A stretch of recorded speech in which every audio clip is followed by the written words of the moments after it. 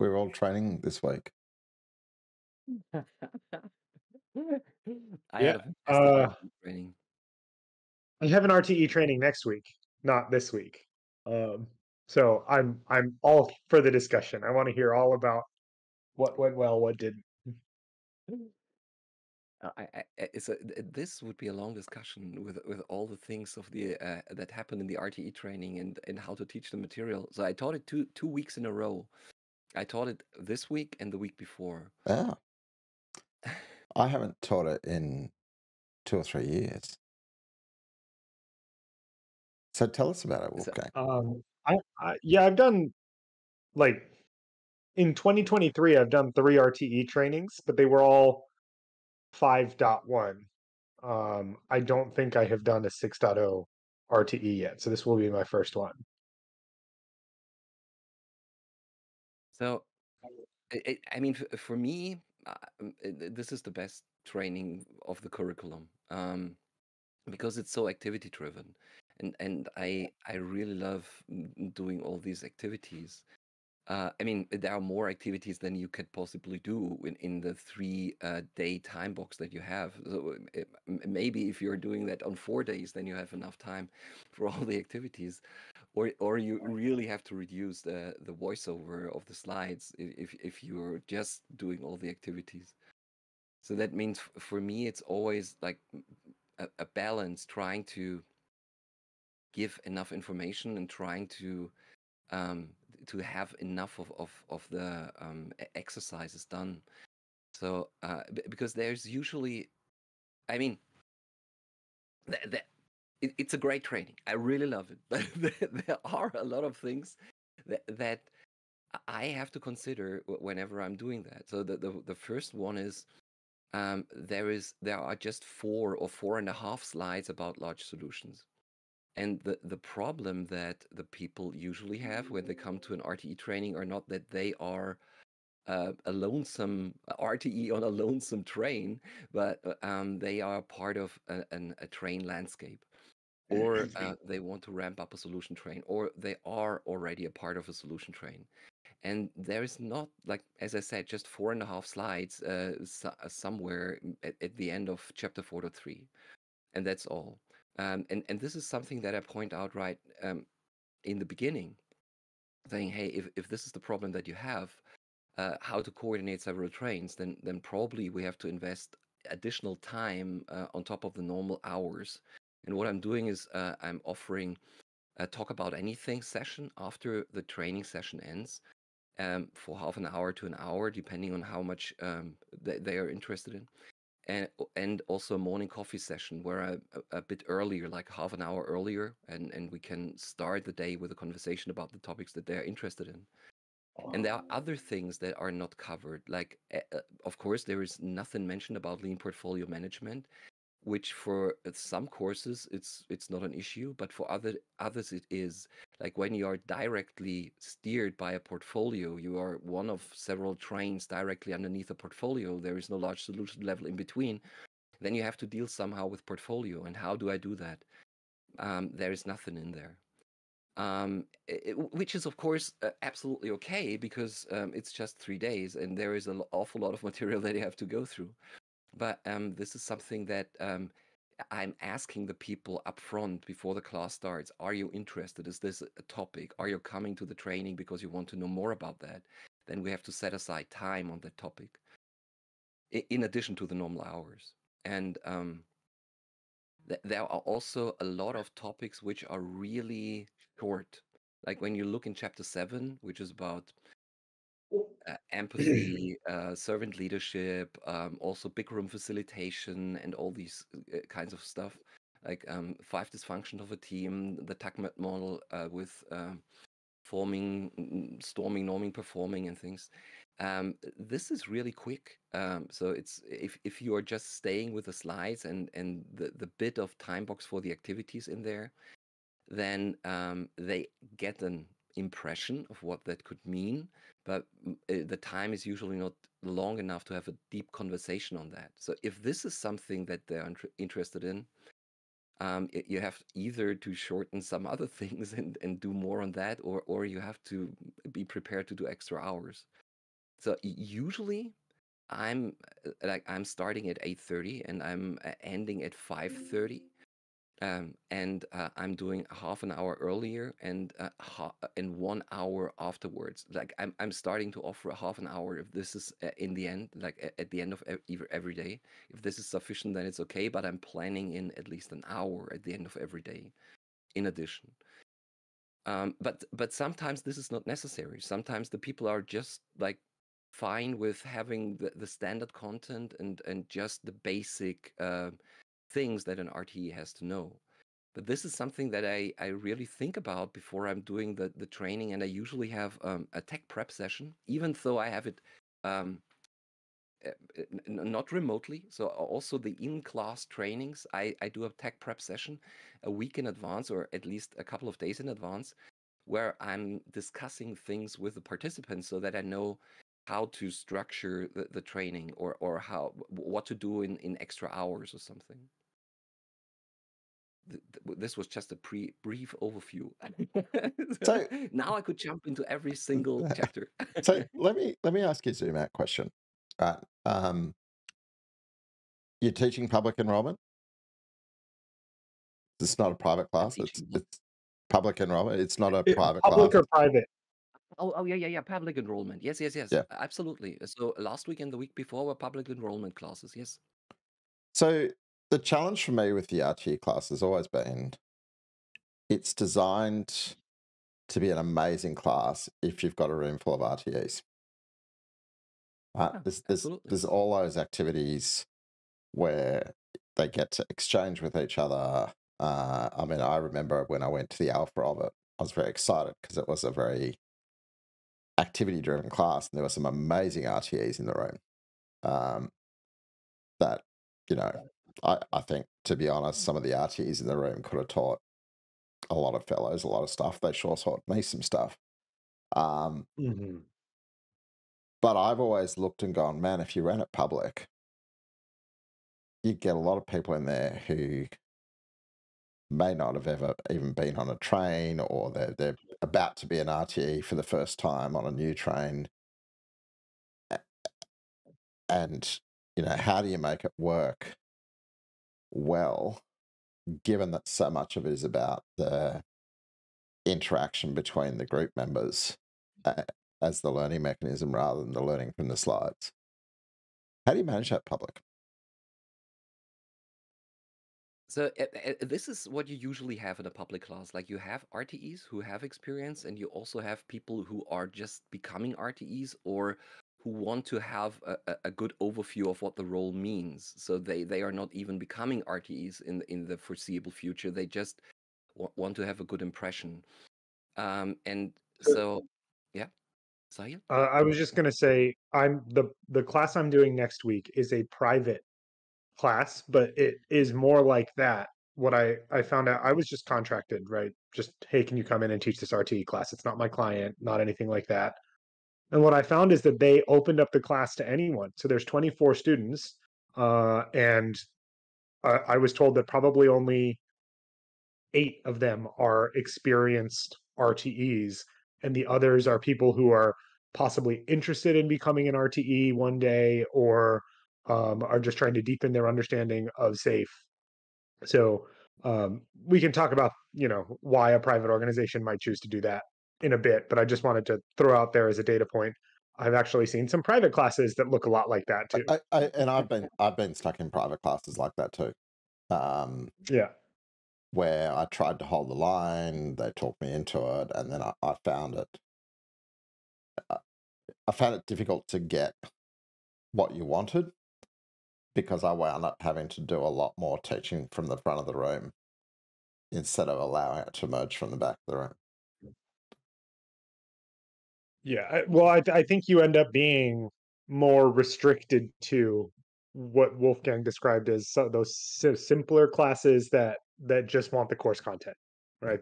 You can't really deep dive into anything. You got to just stick to the book and try and encourage some thought exercise, because a lot of the exercises are designed for you to share your experience. And if you don't have that experience, it's sort of like, well, imagine a world where you are in this position. How do you think it would go?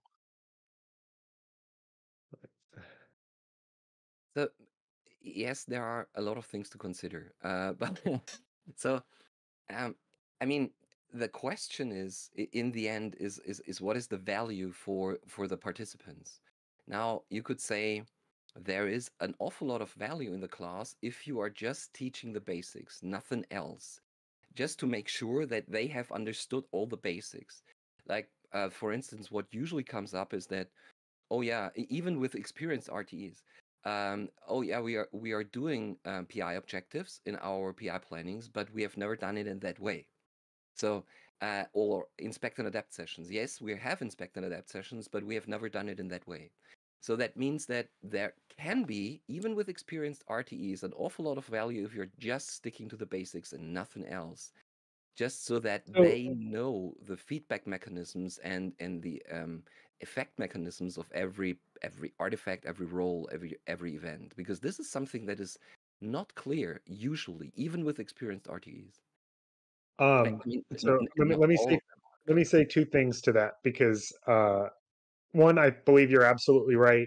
Uh, I'm talking to Gladwell about doing a workshop on PI objectives at their RTE summit in New York in February. And, when they first came to me and said, hey, what would you think would be, the most beneficial thing to talk to RTEs about? I said PI objectives. And Gladwell said, what? No, this is the RTE summit. It's for advanced topics for RTEs. PI objectives is super basic, right? And I said, no, hold on a second. What I'm seeing is that 70% of my clients don't use them at all anymore. They just stopped. And every time they're not valuable. The teams weren't getting any benefit from it. The business didn't understand them. Right. And so, you know, to that sort of what are the basics and fundamentally how do you execute them? There's still a giant gap between what we intended, and I'm using the royal we to mean SAFe, right? What SAFe intended and what industry realized. Yeah. Absolutely. Um, and so I think that I have kind of talked them into, hey, we will run a PI objectives workshop and talk about what is a good format and what's not. But the other thing that immediately kind of triggered in my brain, Wolfgang, when you were talking is, you say this class has a lot of basics, and like you could use it that way and have tremendous value is just confirming the basics. And I'm thinking, well, let's assume for a second that we're going to introduce a second RTE class, the same way they kind of have Scrum Master and Advanced Scrum Master. My question to you both is, if we were going to introduce a second class, is the class that we have today basic RTE or is it advanced RTE? It's absolutely basic RTE. There is nothing advanced in that class. But and so that, I mean, again, I'm with you. That's kind of where my head's at. But the class was intended, it was created, sculpted for advanced practitioners. So if we turn around and say, well, this is the basics class, I don't think, right, from a TBR perspective, the class flows the right way anymore, right? Because again, Mark said it earlier, everything in the class is designed for knowledge sharing between experienced RTEs. So I think So, so the let, time shifted. I mean, we are in different times now. Mark. the question I've got, right, and this is, oh my goodness, I think it might have been 2018 the last time I taught it, right? Because I'm so rarely in a situation where I feel like I've got a cluster of advanced enough RTEs to teach it. But I know, I mean, I remember in the alpha, there was a big discussion to go, hey, how did it work? What kind of experience level did you think you need? And we all sat there and went, we think this course is for an RTE with 3 PIs under their belt. And there was, well, should we reframe it? Should we reshape it to be more friendly to a new RTE? And we all said, no, this is brilliant as it is. because your new RTE, they can go on SAFe Scrum Master, they're going to go on Leading SAFe, they're going to go on SAFe for Teams, they're going to get all the basics out of those. But I felt like we got a lot of advanced discussions out of it because it just opened the space for the advanced discussions. It didn't necessarily try to teach advanced content, it left space for advanced discussion. Has it shifted? Is it Now, dumbed down? So, I mean, there are several different value propositions, I would say, for the class. Not only like there is one value in just teaching the basics, and it can be really a great class in just teaching the basics. There is another value proposition, I would say, in the class. If you are like going to one level higher, teach the whole material one level higher, like every part of the SAFe framework, like everything on the big picture, is a part of at least one feedback loop, usually several feedback loops. What are the feedback loops? What are the effect mechanisms? What is the effect hypothesis that we have by implementing certain things, like a PI planning or something? That is not part of the material, but this is like obvious, and you could teach it from this one level higher perspective. Also, like, what is a network structure? Why is a network structure more important than for higher level complex products and things than what we usually have in traditional organizations? Then you don't have to really deviate from the material. You can still teach the same material. You just teach it from different perspectives, and this could be also like for more advanced people. This could be really very beneficial because when they are in the mindset, or the company's in the mindset, that you have to follow certain orders, like you have to implement certain roles, certain practices, certain artifacts, and then you're done. Teaching the why, so to speak, like the feedback loops, the effect mechanisms, the effect hypothesis, the network structures and things, that usually helps them to get a lot more understanding of why we're doing the things we're doing. This is a second value proposition, I would say, for the class, depending on how you want to teach it. A third value proposition would be that you teach that from the perspective of a solution train. Like when you have a train landscape, or when you have a solution train with several release trains up and running, then you can teach really everything, every single subchapter, from the perspective of how does that look like when your train is a part of a solution train. And you don't have to change anything. The slides are strong enough to like give you a basis for teaching it that way. Then that would be a complete different value proposition. Then the fourth value proposition, what you said, Mark, is like just let the RTEs teach it themselves, which is also fine, and which can be a great class.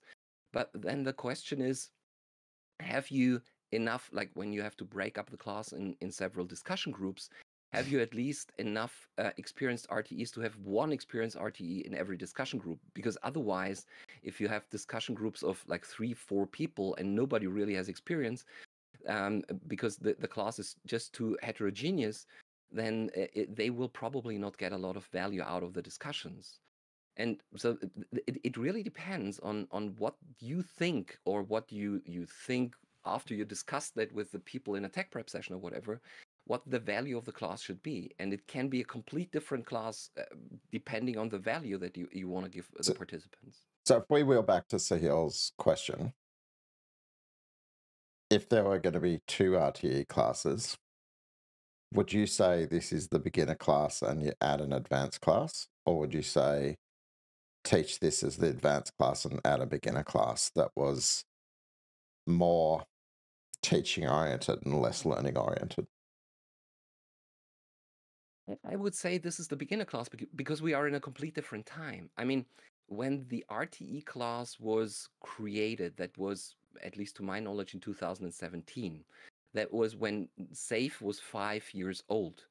And that means that a lot of companies who had adopted SAFe at that point in time had one or a couple of HR release trains, but usually not a larger train landscape. Now we are more than double. Like now, when we look back, we have 11 years. That means that we have now 6 more years since the RTE class was first created. it changed completely. Now you have companies which have like 100 or even several hundred HR release trains up and running, and you have completely different problems that you have to solve. Yes, it's still important that they have the basic understanding of what an RTE has to do. Otherwise, you can't really scale properly.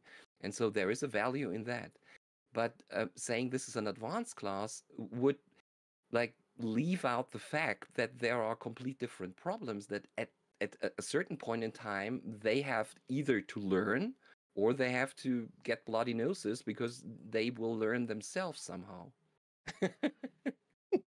So I mean, there's a couple of different thoughts that can be explored in there. I think one is definitely, to your point, Mark, when you guys did the alpha, and I was not there for that, just for our viewer. um, Me neither. when you guys did the alpha, uh, uh, it's possible that you had a sample bias because of the level of talent and experience in the room, right? And so when we say you guys generated a ton of really great advanced discussion, it might not really be because of the course structure. It could be just because of the people you had in the room. um There and my was definitely that. Yeah. Um, and so my experience with the class has been that uh like I've probably taught the class, I'm not going to say a ton, like less than 20 times total, but probably more than 10. And only once have I experienced a room full of advanced RTEs. Most of the time, I get 3 or 4 advanced RTEs, a bunch of people that might be in their first or second PI, or they're launching a train, they want to go. And uh, I know Wolfgang at one point kind of even suggested, well, there's a value prop where you can have the advanced RTEs sort of seed and generate discussion for the newbies, the less experienced people. And what I have found when I've done that is that the advanced RTEs think this class was a waste of their time. They get really frustrated because they don't learn anything, Yeah. right? They come in here and they say, why am I'm teaching? I am sharing my experience with people who don't have any, and I'm not getting anything back. Um, and so, it's weird, right? The way the course is structured, the way it's marketed, we don't do a great job of saying, hey, the intent was for beginner RTEs to learn the basics through these other learning modalities, to learn it through Scrum Master and SAFe teams, and then experience it, and then come advance your understanding. We don't do that. Like in implementing SAFe, when they introduce the RTE class, they don't say RTE workshop. They don't say intended for advance. That's always in my voiceover, right? I always say, hey, you should not consider this class until you've been practicing a little bit. But and that might also be where we have a little bit of a disconnect, because when you think about the larger SAFe audience and the people who are attending classes, that's there's SAFe is certified.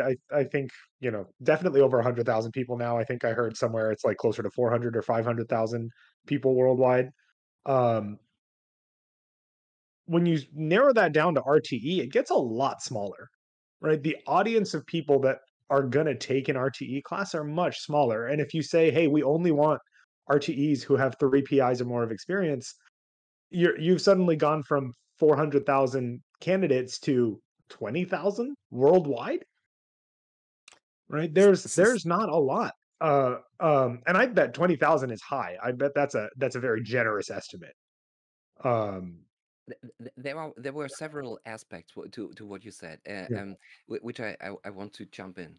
So I mean, I really was an RTE. So I was an RTE for 1.5 Hey, years in my yeah. life. So I really can teach from the practice that I had. Now, I was probably one of the first RTEs in Europe. So I started being an RTE in 2014 until mid 2015. So there were not a lot of trains back then. And I would have benefited tremendously at that point in time from an RTE class, which was just not there. The only thing that I could go to was an implementing SAFe class, which I did.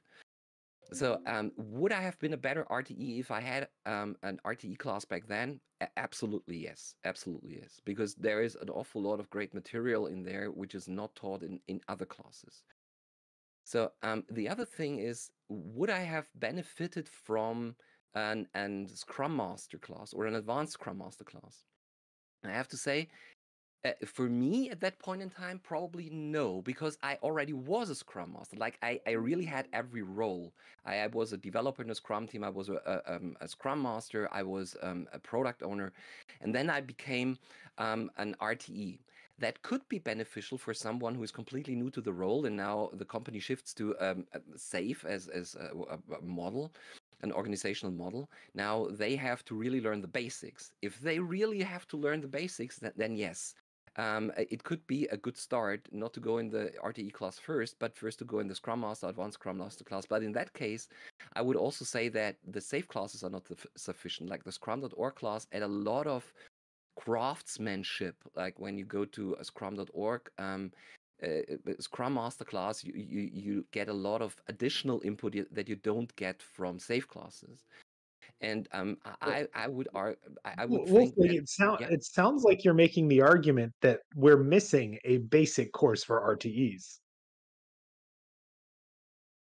So maybe differently, maybe like if we would shape this course that we have for basic RTE, then probably it would look a bit different. Maybe not that much, but it would look a bit different.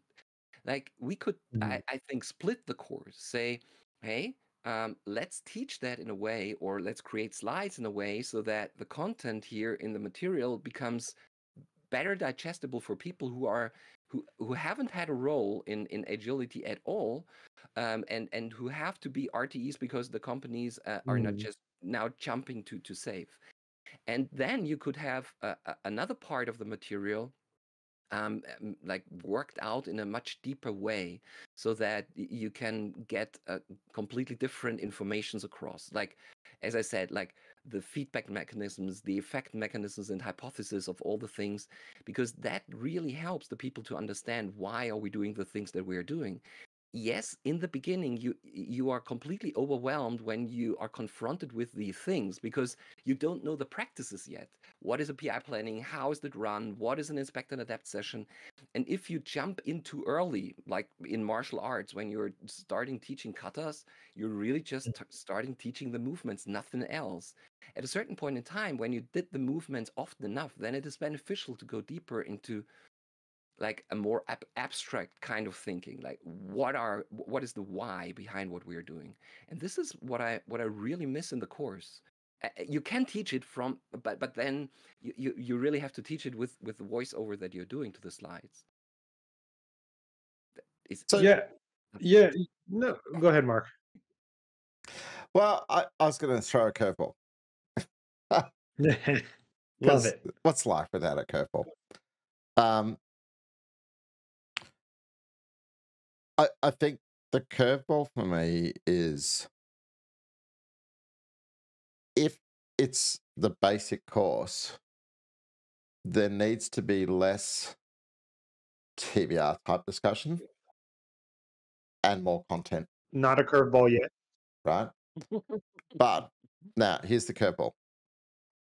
So I taught APM this week. And I would definitely say Agile Product Management is my favorite of the SAFe courses.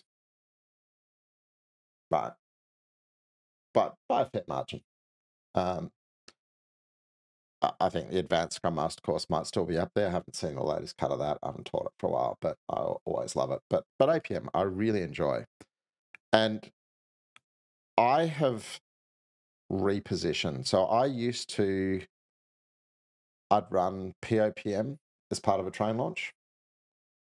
And then I'd come back with APM, probably 2 to 3 PIs in, to go, now I really want to up your product management skills. And part of that was, not a cheap course. But that's a game that's shifted these days because, well, at least when you're teaching private, the enterprise will have a learner's subscription, doesn't matter. But it's also shifted because for me, the POPM course has actually kind of lost its place. The rebalance I did in version 6, they cut out pretty much all the PM content. All they left was the PO content. But if you actually sit it side by side with SAFe for Teams, and you know all your POs are going to go to SAFe for Teams, there's actually nothing really in POPM. I think the difference might be 5 slides in terms of what they're likely to learn. So I'm starting to shift and go, actually, you know what? I'm going to rely on sort of SAFe for Teams for my product owners at a point in time for that side of the content. But I'm going to teach APM, and I'm going to get all my product owners on an APM as well, because it really just goes deep. Don't you think it's too deep for product owners? God, no, because I want product owners to think like product managers. Yeah, absolutely. I'm completely. Yeah, but okay. I'm with you, right? So now the curveball has struck, and I'm It's always feeling some coming, right? feelings. Yeah. From a like personal learning journey, career path, upskilling, mastery perspective, I am 100% on board. Every product owner should think like a product manager, understand how that world works, and have those skills. From a how does SAFe execute perspective, I think that that's going to create a lot of waste in your system, right? Because we talk a lot about the division of responsibility, how product managers need to be looking, 2 to 3 PIs in the future, and product owners are only focused on the current PI. And if I start trying to get my product owners to start thinking like a product manager, they're inherently going to start thinking more long term, and the team is going to pay the price. I don't know. Is it really bad if someone knows more than what they have to do? So I think like having better educated people, even though they have a certain responsibility, doesn't really hurt. Better educated, sure, right? If you tell me that, hey, a product owner is capable of attending the APM course, understanding about, solution road mapping and all of the customer centricity and design thinking practices, and then go back to maintain the team backlog and focus on executing user stories without getting too deep into what's coming 3 PIs from now, I'm on board, right? If you say, hey, they're spending 10%, 20% of their time collaborating with the product manager to advance that roadmap, great. But I think in practice, what you're going to find is that they're going to start trying to spend a lot more time refining features with the product manager, and the team is going to get left behind. I think we have a different problem, to be honest. In the beginning, there was this idea, like say in 2012, there was this idea that you have a couple of Scrum teams or Agile teams, but mostly Scrum teams or extreme programming teams back then.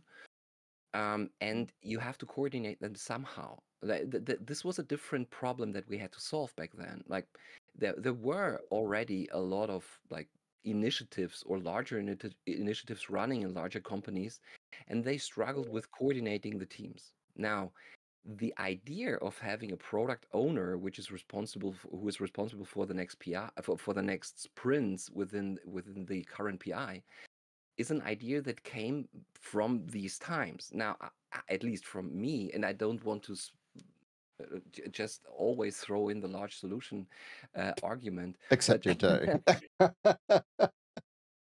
But for me, the problem really shifted because when you have larger transformations, and you have maybe you have even a single train, but one train in a larger transformation, then what you usually have is that a single team with the skill set and the tooling that the 10 people can provide in one Scrum team is often not able to create a feature on their own. I mean, you may have that in certain decoupled software environments, but you surely don't have that in cyber-physical or hardware environments. And you also don't have that in monolithic software environments. And that means that value, most often, at least from my experience, can only be created if you have several product owners responsible for several teams who have to work together, meaning Yeah. you have to create a roadmap, you have to create a customer-centric view with on the level of the product owners, because you will only be able to create value with, say, 20, 30, 40 people who have to collaborate, because you have to have an awful lot of knowledge and an awful lot of tooling to be able to create customer value. And that means that the product owner now, back from the days, like compared to the days when we started, have a complete different role. We are not like SAFe, and this is maybe the biggest shift, at least for me. SAFe has shifted in reality, maybe not in the slides, but in reality, from a framework where it initially coordinated several Scrum teams to a framework where it, how should I express that, where it tries to um to create something bigger, like with this idea of business agility. We are not a framework anymore coordinating Scrum teams. We are a framework trying to coordinate large agile initiatives, and this is a complete different endeavor.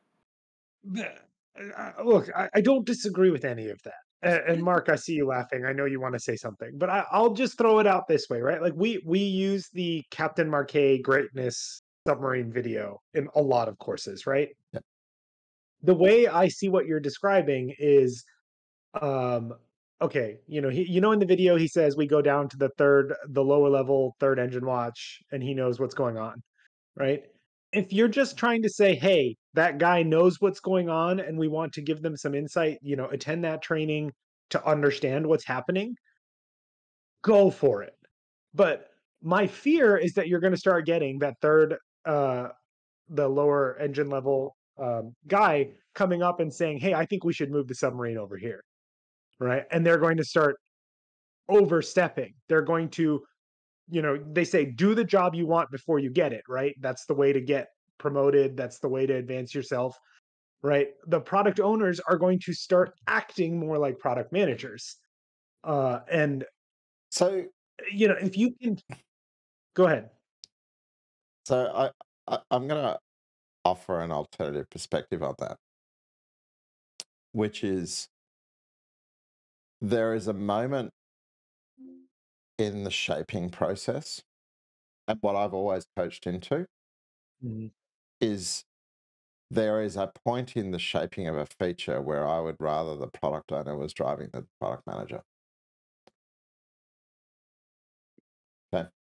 Yep. And what I know is I don't want a product owner wasting a lot of time shaping features that aren't going to be priorities anytime soon. Right?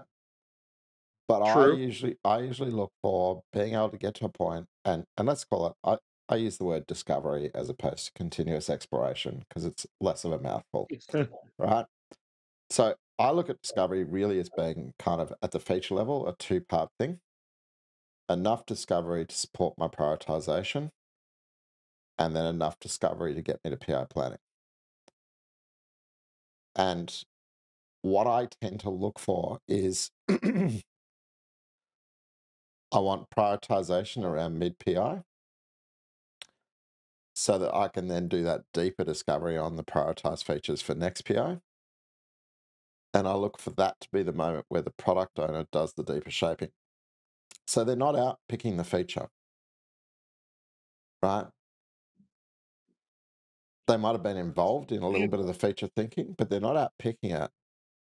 But they're picking it up and going, let me bring it to fruition. And I could possibly look at a double diamond and I could go, this is the bit of the double diamond where it's product manager heavy. This is the bit where it's more product owner heavy. Do you look at all of those customer research skills and you go, they're all skills every product owner should master?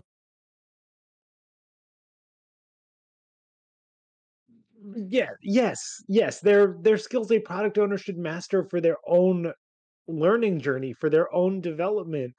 But, you know, in your example, and I agree, by the way, I do agree that there is a point where it really needs to be fleshed out by the product owner. And I would argue that's probably the same point at which I turn it over to the teams to break out user stories. Um, and that's part of that cyclical, refinement process. Um, but the same way you say, hey, they're not out there picking a feature, they're not out there identifying the feature, they're not out there creating the persona or the customer journey map or the story map. They're not doing any of that. They're consuming it all, right? And they need Is, the level of does, understanding that's required to consume those things. does that not take you to the feature factory?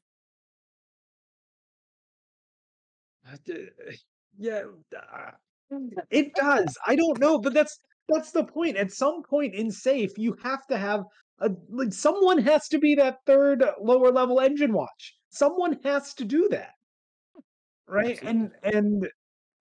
And you can't just say, "Hey, we need to advance everybody to the point where nobody's willing to do that anymore." Um, Um, uh, so that's where I think SAFe as a implementation kind of struggles because at some point you end up putting people in boxes and saying this set of responsibilities has to be filled, right? And the feature factory does give you a repeatable process, right? If we think about our conversation from last week in that lean, how do I optimize the process? That also leads you to a feature factory. uh, So yeah. I don't know what the answer is because I agree with you guys. I do. I want the product owners to have those skills. I actually think there I, would be a I, lot of benefit in them attending I, APM, but I think they still need to know how to function in the product owner role. I, And I, I don't, yeah, I get you need the story skills and the acceptance criteria skills, right? The argument I have is that the SAFe for Teams course teaches them just as effectively as the current PAPM course does. In fact, it teaches them more okay, effectively, I agree with that. 100% I agree with that. right? I'm not saying don't Okay. teach them those skills. I'm saying augment. Because if you go to the feature factory, the number of trains that are feature factories is the biggest reason that I find myself sympathizing with a lot of the criticisms of SAFe. Because I think if you're a feature factory, you're not agile. Yeah, I'm with you. Yeah, sure, agreed. But you are lean, and how else do you scale? You can scale without being a feature factory. Okay, Mark, why don't we define feature factory? Let's make sure we're on the same page Oh, okay. about. So let's, it just so happens that I can very easily do Maybe I that. can explain it from my point of view because this is something that I usually discuss in the classes also. And what I usually discuss in the classes is that I'm saying what you want to do with an agile release train is you want to set up a network structure. Like you have maybe 10 scrum teams and you have 100 people on the train. And what you want to do is you want to add an additional network layer on top of the network layer of the teams.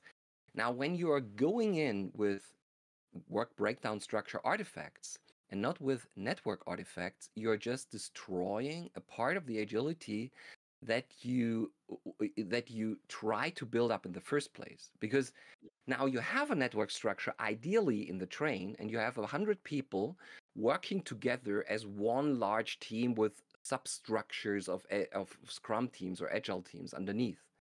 Now, when you're going in there with a work breakdown structure artifact saying this is what you have to do, these are the things that you have to fulfill, then there is no use in the network structure of the people collaborating anymore because then it's just what you have to fulfill. If you go in with a hypothesis, like a benefit hypothesis, saying, hey, we as a train, could we provide this value to the customer? Like this would be an extreme end of the spectrum. You don't have anything. You're just going in saying, can we make that value happen for the customer? Then you have the network structure that you are creating with the train could be extremely beneficial because now everyone wants to collaborate with everyone else because they want to make that happen. And the question is, for me, like this is a spectrum. On the one hand, I could just go to one single person, give this person a work package saying you have to work through that. And I do that with all 100 people, or I do that with teams, and then I give work packages to all the teams. On the other end of the spectrum, I'm just giving them a benefit hypothesis, and there are all kinds of shades in between. Now, the question is how much of the network structure that I have created building a train do I want to leverage? And how much I'm good with Okay. just like leaving out? And this is an economic decision that you have to make. I'm with you. So if that's the same definition Mark is using, I think that it's good we had this conversation because I actually I don't believe that having that delineation of product manager and product owner creates a world where you just have a product owner give the team a feature and say build this. I don't think that's true. So I would disagree that this approach would create a feature factory by Wolfgang's definition. So So let, you shared something. let's go to my definition of a feature factory, which is just Okay. a steal from a blog post. Right, here's a feature factory. No, this is an old presentation. I've put in the chat on the stream the reference. This guy called John Cutler, he's a product management dude, writes some amazing stuff. He published this article a few years ago, and I read it and I went, I use this to challenge trains and product managers all the time, right? So 12 signs you're working in a feature factory. 1, no measurement. Teams don't measure the impact of their work. Or if it happens, it's done in isolation by the product management team and selectively shared. 2, rapid shufflings of teams. I'm just going to roll for a minute, right? Okay. Instead of Yeah. compelling missions or initiatives, teams deal in feature and project assignments and chronic multitasking and overutilization. 3, success theatre around shipping. There's little discussion about impact. You can tell a great deal about an organization by what it celebrates. 4, infrequent acknowledged failures. No removed features. The primary measure of success is delivered features, not delivered outcomes. 5, no connection to core metrics. Infrequent discussions about desired customer and business outcomes. Teams can't connect work to key business and customer satisfaction metrics. 6, no product manager retrospectives. Product managers don't conduct regular retrospectives on the quality of their product decisions and compare expected benefits to actual benefits. All right. 7, obsessing about prioritization. Pay much more attention to prioritization than validation. 8, there's no tweaking. Once work's done, the team moves immediately on to the next project, leaving no time to iterate based on the data. 9, there's a culture of handoffs, such as product managers handing features to product owners. Front-loaded processes in place to get ahead of the work so that items are ready for engineering on the third engine watch. The team is not directly involved in research, problem exploration, or experimentation and validation. 10, work in large batches, go figure. And I cut 11 and 12 from this one. Can't remember what they were. 11 and 12 are chasing upfront revenue. Features are implemented to close new deals. And number 12 is shiny objects, low visibility for refactoring work and debt work down. Yeah. Great. Okay. I love that. So loaded definition. I actually really like this definition of a feature factory as well. I will still argue that the only one that you could feasibly connect to a distinction between product owners and product managers is number 6, which was no product manager retrospectives, and possibly number 7, which was the prioritization versus validation. But the other 10 elements of a feature factory, I don't think, What about the culture of handoffs?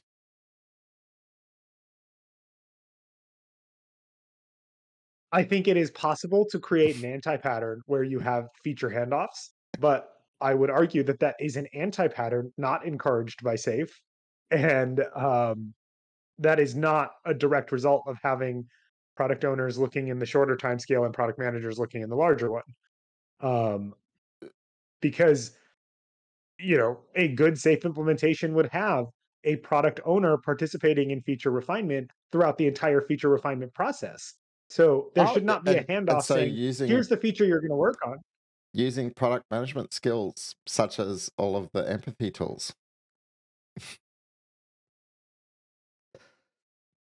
Again, I'm going to go back to, yes, but no.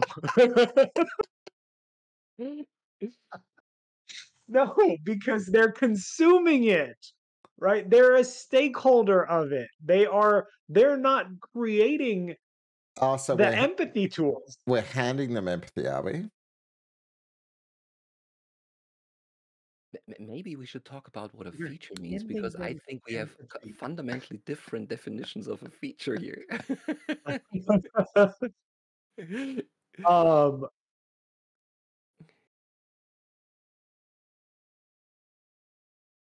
So I can say what a sorry, feature Mark, means you to broke my me. brain. Go ahead, Wolfgang. Sorry.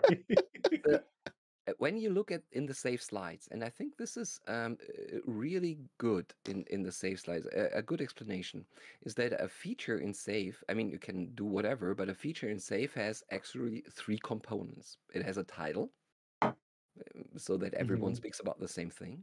It has a benefit hypothesis and it has acceptance criteria, whereas the benefit hypothesis is much more important than the acceptance criteria, which actually makes a feature what I call a network artifact. Like you are creating an artifact with the feature, but you are creating an artifact that actually leverages the network structure.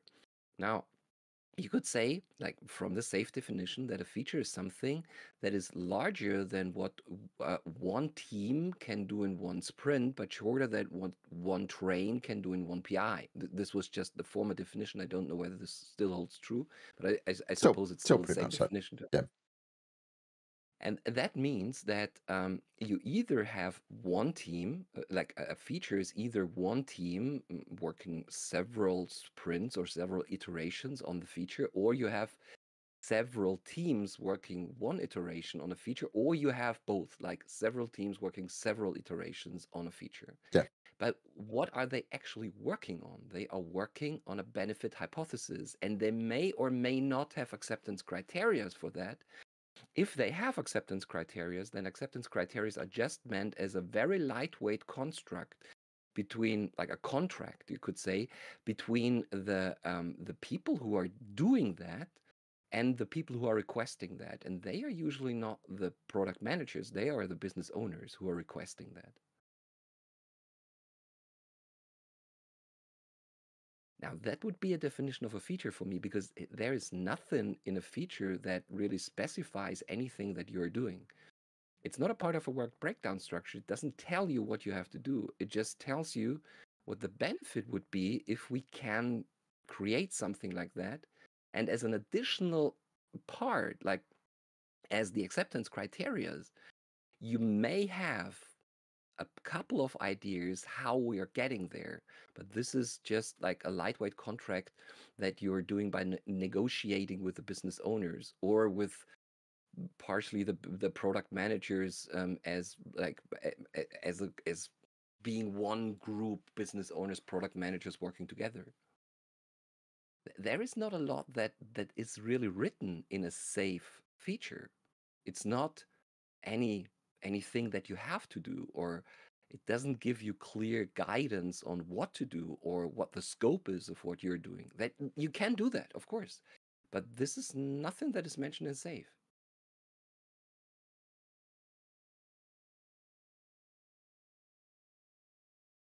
And then and then the question really is, like, if this is the definition that we are using in SAFe, then the question really is, what is a near-term like forecast that a product owner is responsible for, and what is a longer-term forecast that a product manager would be responsible for? I don't really know, because actually what you're creating with a feature, in addition to all the great things that are taught in the APM course, is just a bunch of guardrails that you're giving to people, and the people should sort itself out. The people who are creating the value are sorting that themselves out what to do.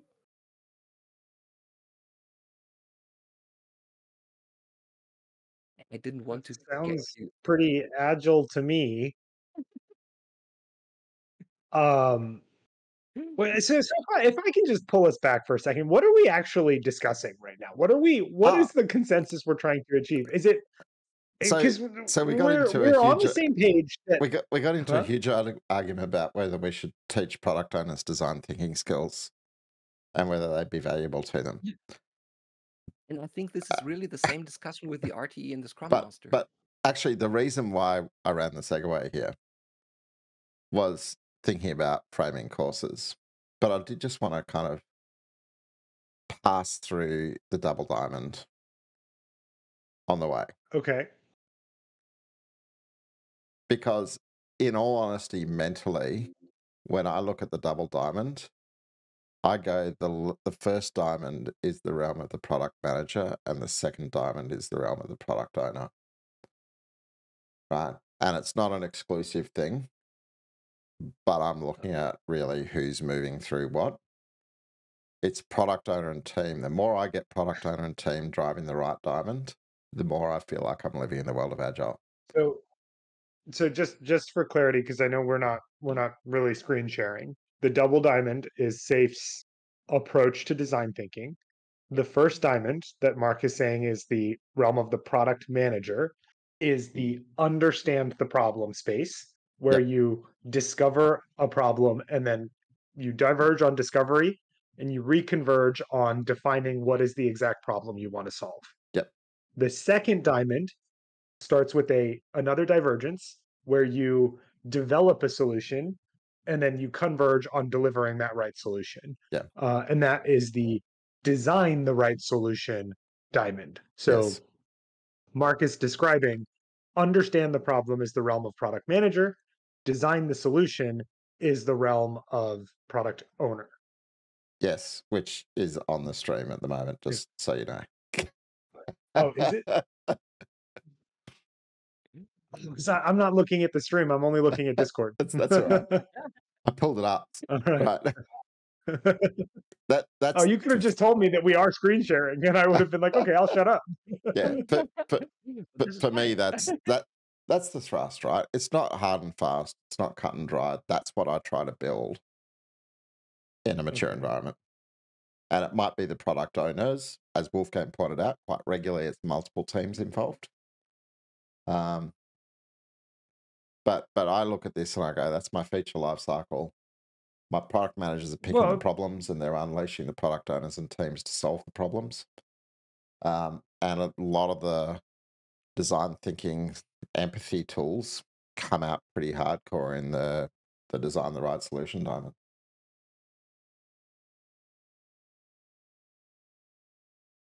Now I'm looking okay, for that's a fair. slide on my own. Yeah. So I mean, I think you're absolutely right because right, SAFE's design thinking approach is focused on, building that whole product solution. And so it is not just focused on continuous exploration, right? Design thinking crosses the entire delivery pipeline Yeah. to deployment and release. So yeah, it absolutely makes sense that at some point there's a handover from product manager to product owner, and um, it makes a ton of sense to me that that handover is from one diamond to the next. So I agree with all of that. Um, Now, if you frame it as, do you need the design thinking tools, the empathy tools to design the right solution? Of course, I'm going to say yes, right? So we're in agreement on that too. Um, so I think that the original contention we had was, is APM the right training course for product owners and product managers? And we solved that when we acknowledged, well, no, they still need to go get story training and acceptance training and how do they fit into SAFe training. But they probably get enough of that from safer teams. Yeah. So do product owners benefit from attending APM? Yes, but that's always been my stance as well. So It's just, is that the starter course for them? No, but I think we're in agreement on that too. so part of the reason for my switch up there, right, is when I teach the APM course, and in between having fun making big long speeches about crossing the chasm and bowling pins and alleys, um, I go, we're giving you a great big toolbox, right? Here's all kinds of tools that you now have in your quiver that when you run into a situation, you go, oh, I could use this, right? And whether those tools happen to be innovation games or value proposition canvases or value exchange cards or product trees you can prune or, goodness knows what else, right? Here's a toolbox. And I think it's what, other than the whole beautiful framing of actually strategizing product through market customer understanding, it's here's a great toolbox for you. And that for me is the difference between APM and RTE. RTE isn't oriented towards here's a toolbox. It's oriented into here's some ways of thinking about some things and preparing for some things. It doesn't really put stuff in the toolbox, unless it's changed a lot, that you can't It get hasn't. from another course. There's very few, tools, practices in the RTE course. Yep. It's a lot of mindset. I don't know. Now that I taught it two weeks in a row, I would say chapter 4, which is completely about PI planning, and chapter 5, which is about PI execution, are mainly about practices. There are parts. But they're about SAFe practices. They're not about RTE practices, right? They're about, this is what SAFe says you have to do, and here's what an RTE should be doing during those ceremonies. And that's not really teaching an RTE, here's how to run those ceremonies effectively, or here are challenges that you might experience, or You're anything right. like that, You're right. Absolutely. So, right? so, So so go on, Saahil. I was just gonna to reemphasize. So to me, there are practices in the RTE course, but they're not for the benefit of the RTE. They're here's how you do the job of an RTE, not here are the tools to make you more successful as an RTE. Yeah. Yeah, yeah. It's really basic understanding. Like, what are the things that you have to know when you're an RTE? It doesn't go deeper, like what you said. Absolutely, I'm with you. Because that for me would Um, be if I was going to have a advanced RTE course, then I would be, what tools do I put in the toolbox? so it sounds like if we sorry, Wolfgang, do you No, want to no. go?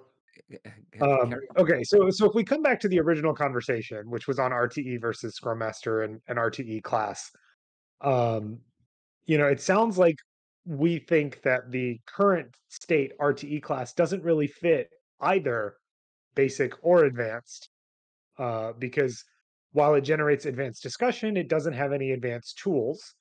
And while it can be used to teach the basics, it's not structured and designed to teach the basics.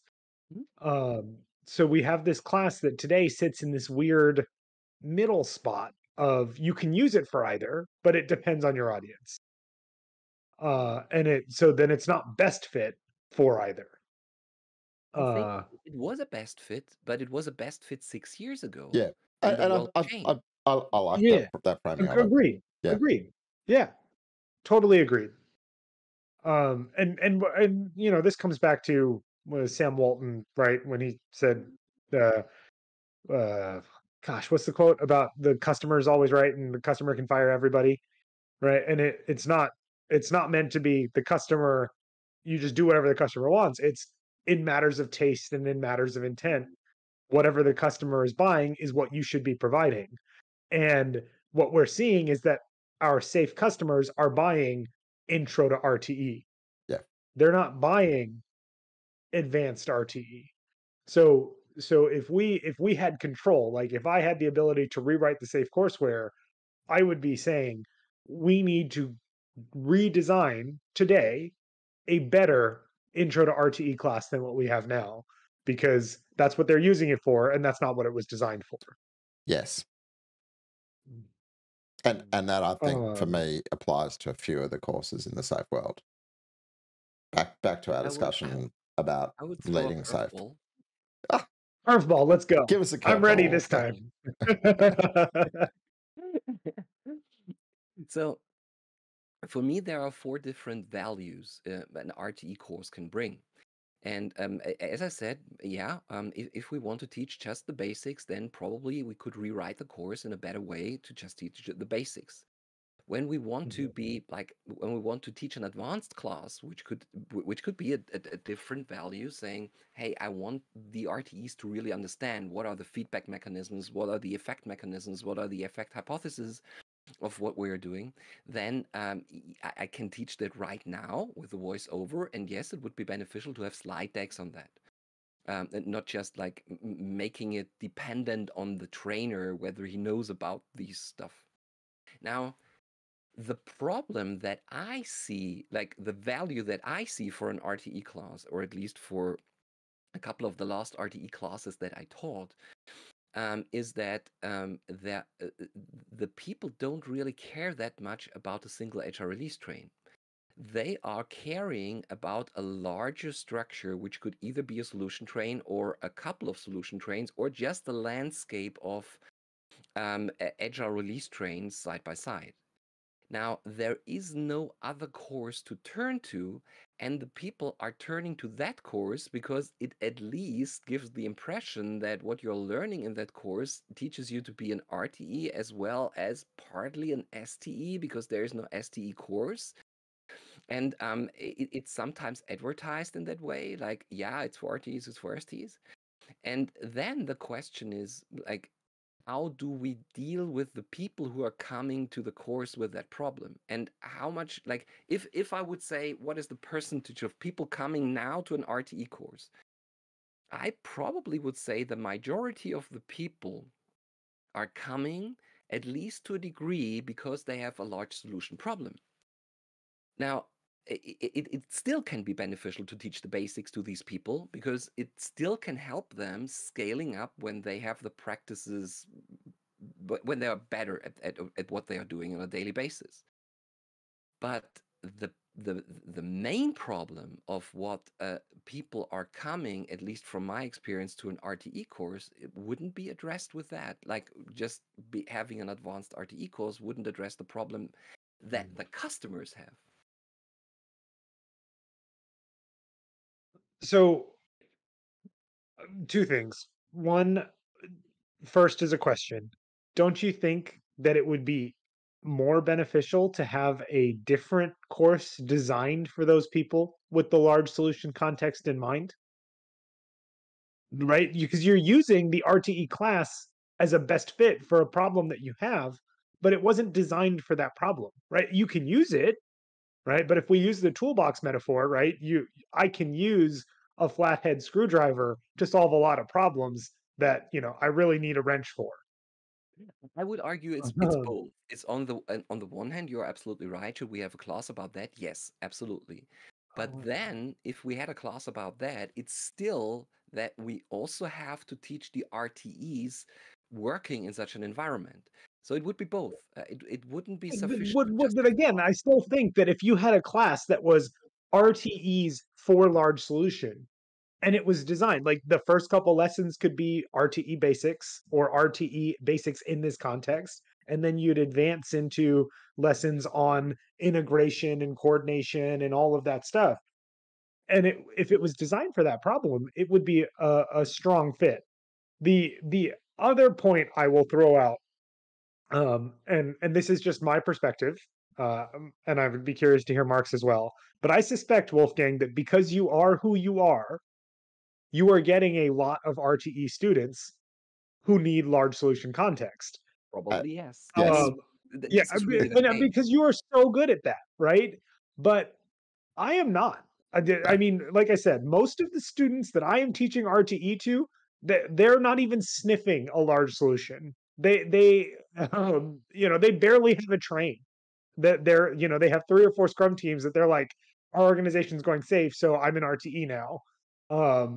They don't have Yeah, I just don't think that the larger audience is looking for large solution. I, Um, and I think for me, there's a piece of this puzzle which is it the role? Like, if you think of an RTE course, the RTE is teacher role, right? Yeah. A lot of what you want to teach is not necessarily teaching a role, it's teaching how to do large solution. And as Saahil pointed out, it's like the RTE course was a place to do that. I don't think there's any argument about the need for large solution training. mhm, I would so uh, there is a difference. Like when you think about a product owner in a Scrum team, a single Scrum team, and we are not talking about SAFe courses, but Scrum.org courses. You have a single product owner in a single Scrum team. You have to know a lot of things as a product owner in such a situation. Now you have a single product owner in a single Scrum team, but in a scaled environment. Now the product owner has to have more knowledge about how scaling works, but also how his role changes in that environment. And this is the same for an RTE. There are a lot of practices an RTE has to know in addition to just being an RTE on a single train if this RTE is a part of a larger train landscape. It's not just about large solutions. It's really about that you have to do things differently. It's pretty much the same with product owners in a single team or in a larger environment. But there's a question there, I think, which says you can scratch the surface. Like if you look at it seriously and you go, Simon RTE in a large solution train, right? You either do 45 minutes where you scratch the surface, or you do a day where you actually teach them most of the things that they should probably know as an RTE in a large solution, right? But if you take a day of an RTE course to teach that, when arguably 70 to 80% of the RTEs in the world are not in large solution trains, you've put it Which in is the wrong absolutely place, right? Yeah, and so I would argue, like we have to have four RTE classes because we have four different value propositions. We have to teach the basics at one point in time. We have to teach advanced concepts of what an RTE does. This is a complete different class. We have to teach what an RTE is doing in a large solution, and this is also a complete different topic. And then the fourth value proposition is like what we really all love about the RTE class, like the exchange. You are teaching a class that builds up a body of knowledge for the people who are involved, and it may even be part of a larger body of knowledge that is shared over the internet with certain means to create a larger community where you can exchange. Would Now, these you are four completely different value propositions. would you consider generalizing if you take, let's say, the RTE in a solution train proposition, and you go, that's not really an RTE class, that's a solution train leadership class, right? Would there be a world where you're actually saying the class is leading a large solution train and you bring RTE, STE, solution manager, product manager, solution architect, system architect, right? Because the truth is, for all of them, their context changes. Yeah, but like compare the Scrum.org classes to the SAFe classes. Now you have a Scrum Master class with Scrum.org, and you have a Scrum Master class with SAFe. Now the Scrum Master class with Scrum.org teaches you the craftsmanship, the basics, the one team culture. Now the SAFe class mhm. usually teaches you more about scaling, but still in the context of a Scrum Master. And I think both are really valuable for a Scrum Master, saying, hey, if you want to know more about the craftsmanship, go to Scrum.org. If you want to know more about scaling, the scaling aspects in a large environment, go to the SAFe class. Both are not overlapping a lot from the content. And so the same is true for an RTE. I think it's highly underestimated how different the job of an RTE becomes if this RTE is a part of a large solution. It's not just about, hey, tell me how large solutions are running. It's really about completely different practices that you have to master than what you're doing in a I, single train I, setup. I think all I'm Do arguing you is that go ahead, instead of Mark? doing a one day, like you either go, it's a 1 day large solution RTE, right? Or you go, because I think all the roles change together, right? And the confusion of boundaries between RTE, product manager, architect explodes as you go large solution. And so many of the things that change, if you think about getting involved in planning conferences, if you think about solution sync, if you think about the different ways a backlog cascades through, these are things that actually hit all of them, right? That's right. Absolutely. And much as I know there's a couple of times where, believe it or not, I've taught an advanced Scrum Master course with product owners in the room. And we did it basically with clients who didn't have enough Scrum Masters to make it worth doing the class. They said, can we send our product owners? And I went, yes, you can send your product owners, but we're still going to run a Scrum Master class. And at the end of it, the product owners went, that was amazing, because it Love that. helped us so much understanding and having clarity on what we could hope for from our Scrum Masters. And Mhm. we understood our roles way better at the end of it. And I think there's a space where you just go into that, in that shared leadership space, particularly for something as complex as the large solution intertwine, that the role is being a member of the three amigos in a large solution. I think there's a great course in that. Yeah. Now, I mean, for me, when I'm now when I'm thinking about how much material do I have, like I'm completely decoupling the material that an RTE has to know in a single train setup, and I'm just thinking about what additional material has an RTE to know in a large solution setup, and I would have a hard time cramming all these additional practices which are necessary in a 3-day course. Like there is, and this is probably just my view on it right now, but there are so many practices that are not on a train level at all when you just have a single train. And there are so many practices that you have to know that you have to participate in on the large solution train, and work together with the other roles in a complete different way than before. So it's just an awful lot of material. So I'm completely with you. It's just that for me, it would be, if someone would ask me, "Hey, we have I don't know, a solution train with 4 release trains in it, and we have 2 release trains engineers on every train. Now we have these 8 people. Can you teach them, and are they all know about the RTE classes and everything? Can you teach them a specific RTE class for large solutions?"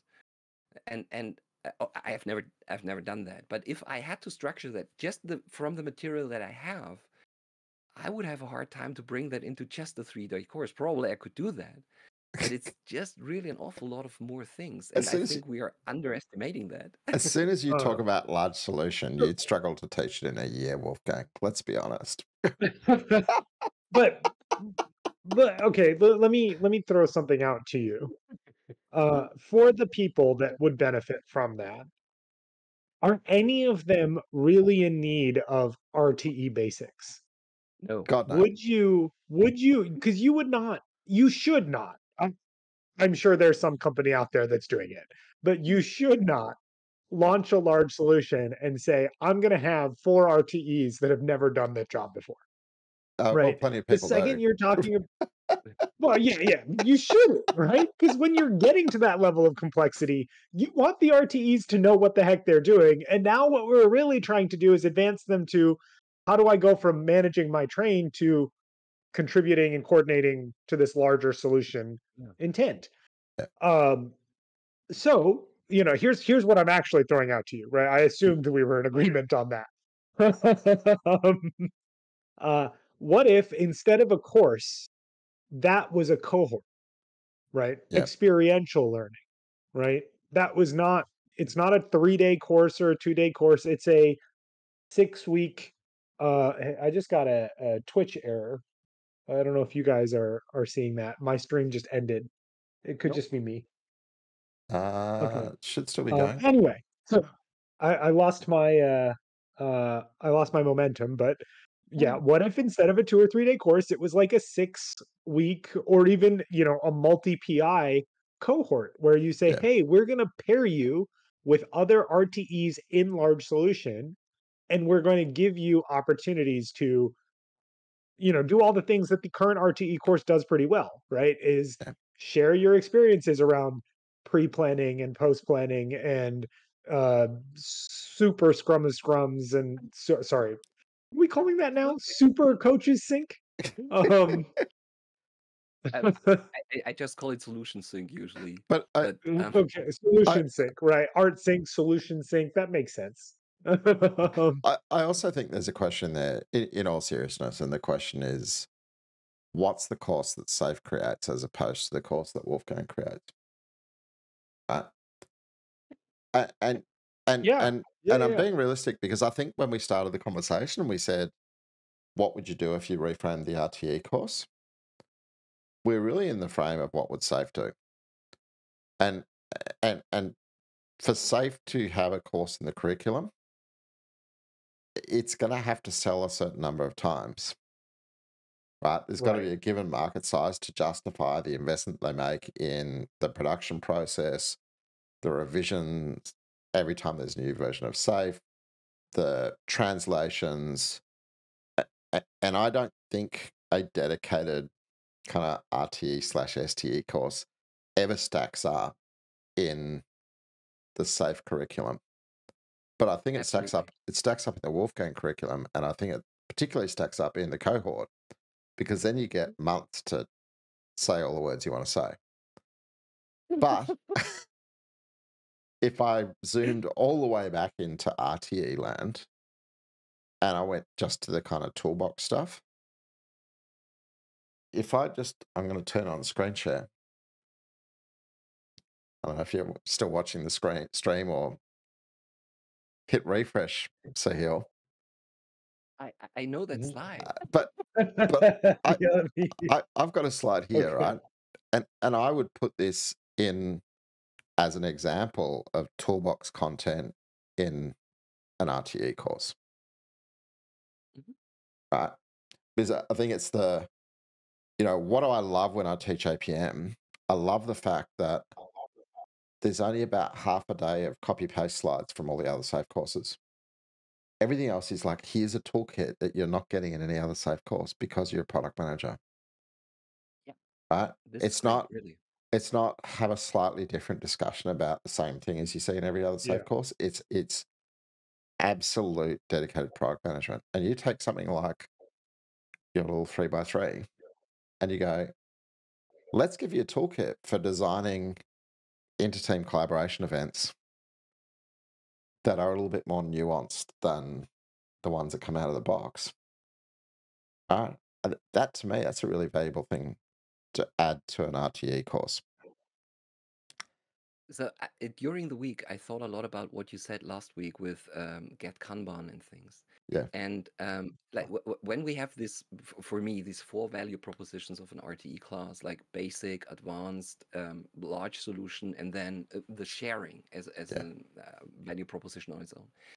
Then for me, the question was, how much do I really want now that I had this idea from you, Mark, with the simulations and things? How much do I really want to teach in classes, and how much do I want to teach with board games or simulations? And like, if I had the choice right now, like an infinite amount of money and time, and I could just do whatever, I would probably not go anymore for creating slides. I would probably go for creating a board game on that because it teaches so much more in the same amount of time. yeah, And then you can give them a toolkit afterwards saying, okay, and here's everything that you need to run that on your own. yeah. So I actually really like the idea of more tactical learning through something like a board game or uh yeah, I don't know what else is like a board game, but something, more active than just the normal courseware that we get. So Yeah. it's a lovely series of 3 books by Jerry Weinberg. It's basically 3 books on the theory of experiential learning, experiential learning design and debriefs. They're amazing. They were because when I did the problem solving leadership course with him, like that was experiential for 10 hours a day for 6 days of the week. Like the whole thing was just do a simulation, debrief on it, do another simulation, debrief on it. That was the course. And I came out of it just going, that was the most amazing thing I've ever done, which is what sent me off reading those books. And then I read the books and I went, oh, that's the thinking behind that particular thing we did on the course. They're what I was using while I was designing Safe City. In terms of the learning approach. So if you're thinking about how do you design something as experiential, they're brilliant. Mhm. The trick, and it's probably the big difference between the TBR stuff and experiential, is as Weinberg defines it, experiential learning is where you give people an opportunity to learn, and there might be 100 possible learnings, and you want them to find the 3, 4, or 5 learnings that are right for them at that moment in time. You're not trying to get them to learn the 100 things you want to teach them. You're giving them a Yeah. chance to learn and knowing that each person will take away something appropriate for them in that moment and powerful for them in that moment. Where Yeah. TBR is, I want you to remember the 100 things I want to teach you. So it's a very different mindset. And I really question myself, like in the last trainings that I did, how much of what I taught was really helpful, or how much do the participants even remember? And I think this teaching with slides up front, and you're standing before the class and you have your projector running. This is something that is also paradigm from the past. So I mean, I love the slides to just throw out a couple of ideas to people, to test ideas, to get feedback, fast feedback. I love the slides to have like a reminder for what I wanted to say, and maybe a couple of words so that it becomes more like digestible for when I'm discussing that with people. But on the long run, I think even training from the back of the room is really not the thing that helps us getting the people to the level of understanding that we want them to have, because it's still like consuming.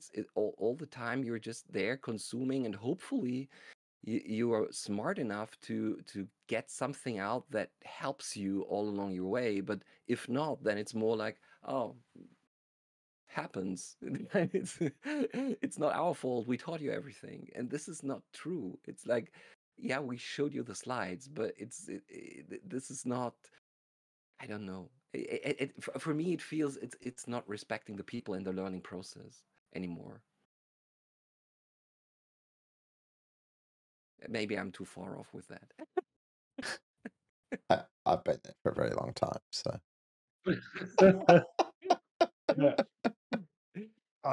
Yeah, I mean, separate out the economy from the utility of the courseware, right? yeah. We sell them, right? So yeah, hooray for that. There's demand for it. Are they the most effective method of education that we could be using to sustain transformation? Probably not. But that's where the demand is. And when you have Uh, this four value propositions of, like for me, of an RTE mhm. class, you have the basic, you have the advanced course, you have the large solution course, and you have the exchange course, whatever that means. Then probably the different courses would have also different means of facilitation. like when you take the last one, the exchange ideas, exchange practices, is it really the best format to bring people together to throw slides at them for a couple of days to facilitate an exchange? Probably not. Probably there are a lot better formats for that value. And like when I think about the 4 values, then probably I would just say the basic one, the basic course would benefit from slides, because this is what you really have to know, what you have seen, and all the other 3 courses or 3 values could be facilitated much better in a different form. I don't know. The only challenge you get, and it's a scaling challenge, right? Which is part of the reason, if you look at the bias of the SAFe courses towards slides, it's what's the level of expertise and facilitation skill you need from the person at the front of the room. The more slide heavy you are, the more that you can rely on the slides for the expertise. The less slides, the more experiential, the more you're relying on the facilitator. Yeah, and yes and their no. skill So set. when I really started to think was there is in chapter 2. Chapter 2 is pretty short now in the Yeah. 6.0 RTE course. And the main part of chapter 2 is this 15-minute video created by Dean about the principles. Now, even though I love to have the principles taught in 15 minutes, and we're not spending like a full day with, or almost a full day with leading SAFe or implementing SAFe in the beginning, the question is, how much will the people remember from what they have seen in that 15-minute video? Because it's really fast, and even though there are all key messages from my point of view in there, and it's a pretty well made video, probably if 1 or 2 things from the 15 minutes stick with the participants, then it will probably be much. Otherwise, it would more be relax for 15 minutes, because nobody will ask you a question in that time as long as the video runs. And so, I mean, yes, you are not relying anymore on the expertise of anyone, because you're just let the video run. But in the end, is that helpful? I don't know. And I really thought about different means of like doing that video, saying maybe I have to stop the video after every 3rd principle and talk with the people at least for a couple of minutes about the 3 principles that they heard. Or I have to give them a certain kind of task while they are listening to that for an exercise that comes later, and they have to make their notes so that they pay attention to it or whatever. But saying, hey, we are not relying anymore on the expertise of the people, and we're just throwing stuff at them which we created ourselves, is probably not the answer to the problem. There's an interesting middle ground. Well, and I think this is probably the gap between the way that we think about it and, the reality is that when they make a SAFe course, they are thinking about the fact that they want thousands of SPCs to be able to teach it. And Yeah. as much as they can make the SAFe course provide the quality experience and insight that not all of those SPCs will have, flavors the way they construct the SAFe course. Where we all have a bent to what's the course I want to teach, which is a different course. It's also 20 past 1. So But one thing, what you said about scaling, like scaling trainings, I think Get Kanban, I really love that board game. Get Kanban scales pretty well. yeah, So I think slides is not the only way of scaling. Like board games can also scale pretty well. Get Kanban scales really well, assuming you've got people who are willing to pay for the board game. Yeah, okay, it's couple of $100 right Yeah. now. Wow, it must have got cheaper because every time I've ever bought them, and I've bought a lot of them over the years, they've been closer to 500 US. Yeah, this was the price when I bought it. Yes. but it didn't stop me. I think I bought 12 of the version 4s, and we used them so much that all the print wore off them, so we couldn't use them anymore. Um,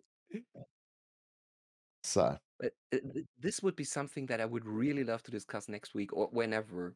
Like, how do we create these games, and how do we teach in different ways, and how do we scale with that, and where do we start, and what would be the first or the second step to it?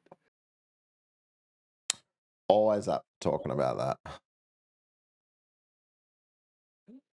So thank you for the discussion today. I really learned a lot again. That's a fun one. It's a different one today. Yeah. I didn't think we would get 2 hours on RTE class, but this was fun. It was. And, a couple of head explodes, a couple of curveballs, So the more we are doing that, the more I'm looking forward to our Saturday meetings. Absolutely. Eric and I have got a I, midweek one planned this week, so Great. we're going to do some kind of live creation stuff. when are you guys going to do that one? We've got a couple of time blocks set in. So I'm busy creating my LPM bootcamp this week. Mhm. And so he and I are going to jump on and sort of live stream while he pulls apart my first round of efforts on it. He's Love got it. some stuff he wants to test with me. So we're kind of at that. Let's get the stream rolling a bit more. Start to do some midweek things, just Mhm. not needing a big organization, and try and get that rhythm Sure. of going midweeks ad hoc and maybe a little bit more planned for the weekends. So I mean, I would love to see, your LPM boot camp as well whenever you guys there. If I'm free, I would love to join your session. I just don't know when it will be. Is what I, I'm trying to get at. I Uh, will. I'll post somewhere in Discord what our intent is. okay. So Great. Awesome.